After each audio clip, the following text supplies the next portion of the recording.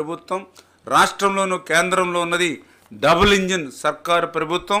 ఖచ్చితంగా ఏదైతే పోలవరం ప్రాజెక్టును మరి ఏదైతే 45.72 మీటర్స్కి నిర్మిస్తాం, ఖచ్చితంగా పోలవరం నుండి ఈ యొక్క గోదావరి వరద జలాలు అటు రాయలసీమకి ఇటు ఉత్తరాంధ్రకి తీసుకెళ్లేటువంటి బాధ్యత, నదుల అనుసంధానాన్ని పూర్తి చేసేటువంటి బాధ్యత ఈ ఎన్డీఏ ప్రభుత్వం తీసుకుంటుందనే విషయాన్ని మరి మీ ద్వారా అందరికి కూడా తెలియజేసుకుంటూ ఉన్నాం.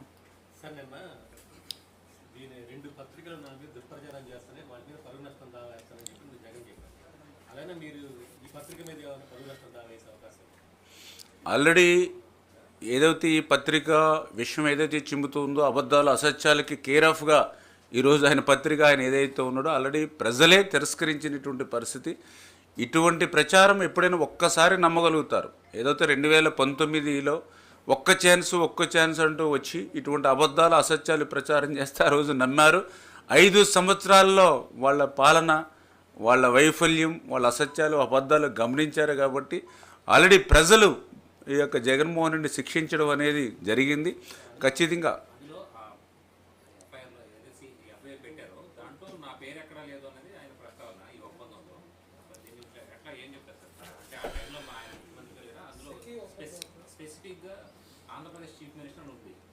ఎస్, మీరు చెప్పింది వాస్తవం. నేను కూడా మీడియాలో చూడడం జరిగింది.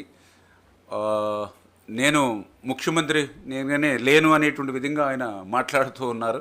మాకు కూడా చాలా ఆశ్చర్యం కలిగింది. నేను ముఖ్యమంత్రిని మరి ఎవరు అంటే జగన్మోహన్ రెడ్డి అనే పేరు ఉందా అని ఆయన అడుగుతూ ఉన్నాడనంటే మరి ఆ రోజు ముఖ్యమంత్రి ఎవరో ఉన్నారు అంటే జగన్మోహన్ రెడ్డి నేను కాదు అని అంటే మరి భారతిరెడ్డి గారు ముఖ్యమంత్రిగా ఉన్నారా, లేకపోతే సజ్జల రామకృష్ణారెడ్డి గారు ముఖ్యమంత్రిగా ఉన్నారా, లేకపోతే పెద్దిరెడ్డి రామచంద్రారెడ్డి గారు ముఖ్యమంత్రిగా ఉన్నారా?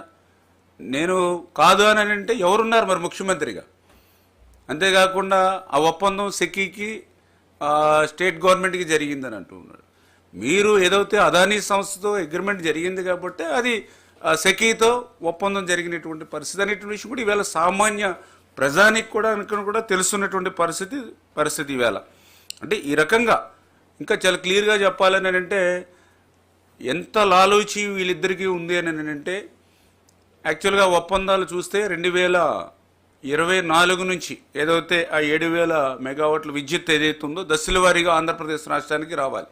కానీ 2023 డిసెంబర్కి అంటే ఎన్నికలకు దృష్టిలో పెట్టుకుని ఆ రోజు మరి ఒక 6 నెలల ముందు నుంచే మరి పవర్ని రాష్ట్రానికి తీసుకొచ్చారని అంటే దానికి మళ్ళీ ఒక ఒప్పందం కూడా మళ్ళీ అనుబంధ ఒప్పందం కూడా మీరు చేసుకోగలిగారు అని అంటే మీ ఇద్దరికి ఉన్నటువంటి లాలోచి ఏంటి అనేది చాలా క్లియర్గా కనిపిస్తున్నటువంటి పరిస్థితి. అదే అనుబంధ ఒప్పందం అని చెప్తూ ఉన్నాం. అంటే ఈ రకంగా అంటే ఎన్నికలను దృష్టిలో పెట్టుకుని మీ స్వప్రయోజనాలను దృష్టిలో పెట్టుకుని మీరు ఏ రకంగా మేనేజ్ చేశారని అంటే మీ ఇద్దరికి ఉన్నటువంటి సంబంధం ఏంటనేది అందరికీ అర్థమవుతున్నటువంటి పరిస్థితి దుస్థితి చాలా క్లియర్గా ఈరోజు ప్రజలు కూడా గమనిస్తూ ఉన్నారు. ఆ రోజు